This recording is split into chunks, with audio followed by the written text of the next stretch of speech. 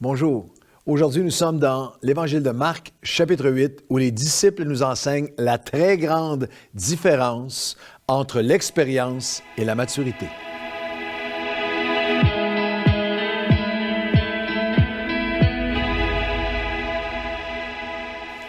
Bonjour à tous et bienvenue à votre café matinal.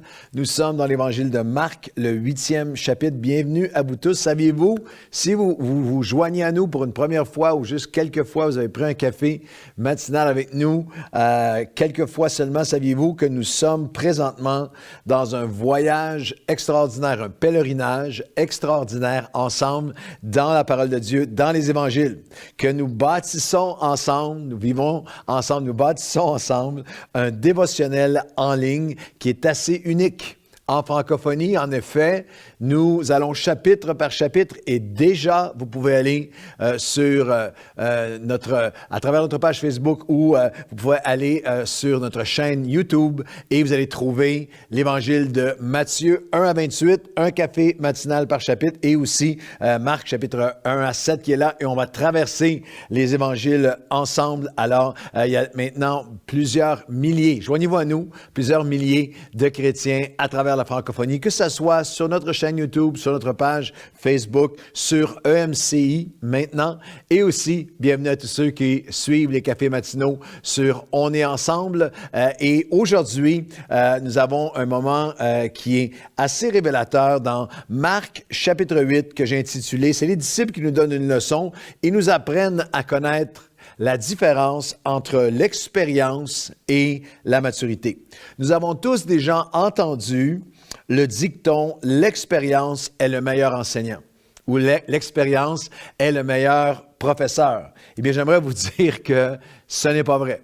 Ça n'a jamais été vrai et ça ne sera jamais vrai. L'expression que l'expérience est le meilleur professeur n'a jamais été une réalité et ne le sera jamais. La maturité ne vient pas toujours avec l'expérience. Parfois, le nombre des années, l'ancienneté, avec le temps, parfois, fait simplement ajouter des cheveux gris, de la calvitie, des rides et quelques kilos. Ce n'est pas parce que ça fait longtemps que quelqu'un vit qu'il est sage ou qu'il a acquis de la maturité. Pensez-y un instant et pour moi, comme pasteur après 37 ans de pastorat, des personnes, des familles, des couples, des leaders, des églises qui répètent inlassablement, année après année, les mêmes erreurs, les mêmes patterns toxiques, les mêmes vont d'année en année sans jamais apprendre, sans jamais développer une maturité. C'est hallucinant comment tu peux rencontrer, je rencontre dans ma vie pastorale, des gens dans la trentaine, quarantaine, cinquantaine, 60, 70 ans et la maturité n'est pas correspondante avec le nombre d'expériences. La même chose, on dit que l'expérience de souffrance, ça prend beaucoup. Il y a des gens qui retombent continuellement dans les mêmes patterns parce qu'ils n'apprennent jamais. Et spirituellement, c'est très vrai. L'expérience seulement, les années, l'ancienneté, la seniorité n'est absolument pas le meilleur enseignant. L'expérience avec un cœur enseignable, avec un cœur qui est désireux d'apprendre, là devient l'expérience avec un cœur enseignable, là, à ce moment-là, devient le meilleur enseignant. Je dirais de cette façon, l'expérience enseigne seulement celui ou celle qui est enseignable. C'est lorsque nous sommes prêts à apprendre de nos expériences que la maturité se développe. Mais la maturité spirituelle, la sagesse n'est pas un don automatique avec les années. L'expérience qui devient maturité n'est pas dans ce qui nous arrive, mais ce que nous allons faire avec nos expériences, avec ce qui nous arrive, ce que nous allons laisser Dieu faire en nous, ce que nous allons laisser le Seigneur utiliser, cette expérience pour développer la maturité. Une équation du royaume serait ceci, une équation immuable du royaume de Dieu, c'est que expérience plus écoute et un cœur enseignable égale maturité. Expérience seule n'égale pas maturité. Expérience plus écoute Et un cœur enseignable c'est ça qui va produire la maturité et la sagesse. C'est pour ça que vous avez des gens qui peuvent être jeunes en âge et avoir un haut niveau de maturité parce qu'ils ont eu un cœur enseignable à travers toutes les expériences de la vie. C'est pour ça qu'il y a des gens qui, même après des années à avoir vécu de belles expériences, peuvent en fin de vie faire plein d'erreurs à l'automne de leur vie, quarantaine, 50, 60, 70, faire des erreurs terribles. C'est pour ça que vous voyez des ministères qui ont connu des années fructueuses et tout à coup, après 20 ans, 30 ans, il y a des choses qui éclatent, scandales qui éclatent, problèmes qui éclatent parce qu'ils ont cessé d'avoir un cœur enseignable. Et les expériences se sont accumulées, mais les expériences ont cessé de développer la maturité parce que le cœur enseignable n'était pas là. Ce principe est important alors que nous plongeons dans notre lecture aujourd'hui, dans Marc chapitre 8, et on va lire les versets 1 à 4. En ces jours-là, une foule nombreuse s'étant de nouveau réunie, n'ayant pas de quoi manger, Jésus appela les disciples et leur dit, « Je suis ému de compassion pour cette foule, car voilà 3 jours qu'ils sont près de moi et ils n'ont rien à manger. Si je les renvoie chez eux à jeun, et force leur manqueront en chemin, car quelques-uns d'entre eux sont venus de loin. » Et les disciples lui répondent à Jésus, « Comment pourrions-nous rassasier, comment pourrions-nous rencontrer le besoin, comment pourrions-nous trouver des pains ici dans un lieu désert? » Est-ce que cette histoire vous semble un peu familière? Est-ce que vous avez un sens de déjà vu? Eh bien, la raison est simple. C'est que 2 chapitres auparavant seulement, c'est exactement le même récit, le même scénario. Une foule affamée, les mêmes mots. Au verset 37 de Marc 6, pour vous rafraîchir la mémoire, Jésus a répondu, « Je suis ému de compassion pour eux, donnez-leur à vous-même à manger. » Mais ils ont dit, « Comment pourrions-nous trouver des pains pour 200 deniers et leur donnerions-nous à manger? » Et même après le miracle où les multitudes ont été nourries, 5000 ont été nourris, 5000 hommes à part les femmes et les enfants, et ils ont sorti avec 12 paniers pleins de surplus de la bénédiction après que les 5000 hommes et femmes et enfants aient été nourris et qu'ils ont entré dans la tempête portant les paniers de la fidélité de Dieu, représentant la fidélité de Dieu lorsque la tempête frappe dans Marc chapitre 6. Encore une fois, ils sont stupéfaits, ils sont remplis d'étonnement, ils sont terrorisés. Et le verset 52 de Marc 6 nous rappelle pourquoi. Parce qu'ils n'avaient pas compris, n'avaient pas saisi, n'avaient pas appris du miracle des pains, parce que leur cœur était endurci. C'est littéralement la même histoire, pensez-y un moment, exactement le même scénario. Il y a 2 chapitres. Dans Marc 6, Jésus nourrit 5000 hommes, à part les femmes et les enfants, avec 5 pains et 2 poissons. Il reste 12 paniers en surplus. Dans Marc 8, notre texte d'aujourd'hui, il y a 4000 hommes, à part les femmes et les enfants. Il y a 7 pains. D'une certaine façon, il y a moins de gens à nourrir, plus de ressources, le même Jésus. Ils ont l'expérience de sa provision passée, pourtant, ils posent les mêmes questions d'incrédulité encore. Les mêmes questions de « c'est pas possible, on n'a pas les ressources », comme s'ils avaient oublié déjà. Ils avaient vécu l'expérience, mais le cœur endurci empêche l'expérience de devenir une maturité. Savez-vous j'ai lu récemment qu'un des nettoyants les plus populaires aux États-Unis se nomme Formule 409. Les Américains s'en servent, c'est à la bourse, une des compagnies dans ce type d'industrie les mieux cotées. Et la Formule 409 fait des miracles c'est le nom, c'est un nettoyant absolument extraordinaire. Et le nom est un hommage, en fait, Formule 409, à la ténacité de 2 jeunes scientifiques de Détroit qui avaient cet objectif de créer le meilleur et le plus puissant nettoyant contre la graisse, les taches, les bactéries de la planète.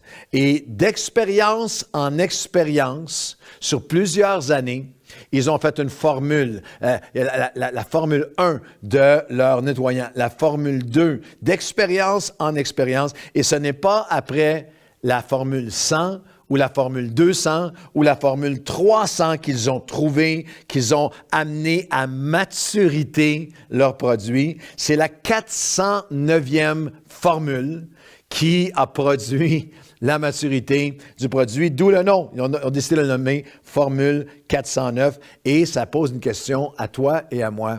Quel est mon nom? Est-ce que moi, avec Dieu, est-ce que Dieu m'a donné le surnom de Formule 409? Ça prend combien de fois, combien d'expériences pour que j'ouvre mon cœur et que j'apprenne des expériences que je vis? Êtes-vous un Formule 409, 309, 209? Combien de fois est-ce que j'ai... Alors, quelques questions. Est-ce que j'ai un cœur enseignable ou endurci? Est-ce que j'ai un cœur fermé qui fait en sorte que je vis des expériences sans jamais vraiment grandir ou maturer? Est-ce que les mêmes patterns se développent? Je change d'endroit, je change de géographie, je change de groupe, je change d'emploi, je change d'église, je change de... Mais il y a les mêmes patterns ça m'arrive tout le temps à moi. Est-ce que c'est possible que tu sois dans un cercle vicieux de Formule 409, que tu sois littéralement à vivre expérience après expérience, mais c'est le cœur enseignable qui va faire que ça devienne Est-ce que tu es comme les disciples qui sortent du miraculeux? Dieu a tellement fait dans le passé. Est-ce que tu souffres d'amnésie spirituelle? Ou à chaque fois que tu traverses quelque chose, tu oublies ce que Dieu a fait hier, comment il a pourvu hier. Dans le cas de Marc chapitre 8, c'est saisissant, c'est le même pattern. Et Dieu avait été si fidèle, leur avait enseigné, avait confronté leur cœur endurci et il retombe immédiatement par la suite. Est-ce que vous tombez dans l'amnésie spirituelle? Est-ce que vous traversez aujourd'hui, toutes les épreuves d'aujourd'hui, comme si Dieu n'avait rien fait hier? Comme si Dieu n'avait pas pourvu hier. Êtes-vous quelqu'un qui, avec un cœur enseignable, fait en sorte que les expériences développent votre maturité? Ou est-ce que je suis quelqu'un qui, avec un cœur endurci, d'expérience en expérience, ne grandit jamais en foi, en confiance, en calme, en joie, en reconnaissance, en gratitude, en confiance en Dieu, en sa souveraineté sur nos vies? Je vais terminer en vous faisant faire un petit voyage, juste quelques passages avec moi. Il y en a des dizaines dans les Proverbes, parce que les Proverbes font un contraste très, très intense entre la leçon, concernant la leçon de Marc 8, entre même ce que les Proverbes appellent dans le langage de l'Ancien Testament, les bénédictions et les malédictions qui sont rattachées à un cœur qui est enseignable ou non. Je vais dire les références assez rapidement, mais vous allez pouvoir les prendre en note si vous le voulez avec l'enregistrement. Mais si on regarde dans les Proverbes, si on regarde par exemple au Proverbe 10 et le verset 17, Proverbe 10, 17, « Celui qui se souvient et apprend de la correction prend le chemin de la vie. Mais celui qui oublie, néglige, résiste la réprimande de l'expérience s'égarera toujours de la même façon. » Si on continue dans les Proverbes, le Proverbe 12, 1. « Celui qui aime la correction aime la sagesse, la maturité. Celui, et je vous avertis à l'avance, que les proverbes ne sont pas politiquement corrects dans le langage. Celui qui aime la correction aime la sagesse, la maturité. Celui qui refuse la réprimande est stupide. C'est pas moi qui le dis, c'est les proverbes. Proverbe 13, 18. La pauvreté et la honte sont le partage de celui qui rejette la correction, mais celui qui a égard, celui qui est ouvert, qui a un cœur enseignable à travers ses expériences à être corrigé, va trouver une place d'honneur. Proverbe 15 et le verset 10. Une correction sévère menace celui qui abandonne le sentier. Celui qui hait la réprimande mourra. Le moqueur n'aime pas qu'on le reprenne. Proverbe 15, 12. Il ne va pas vers les sages. Et le dernier, le Proverbe 15, 31, 33.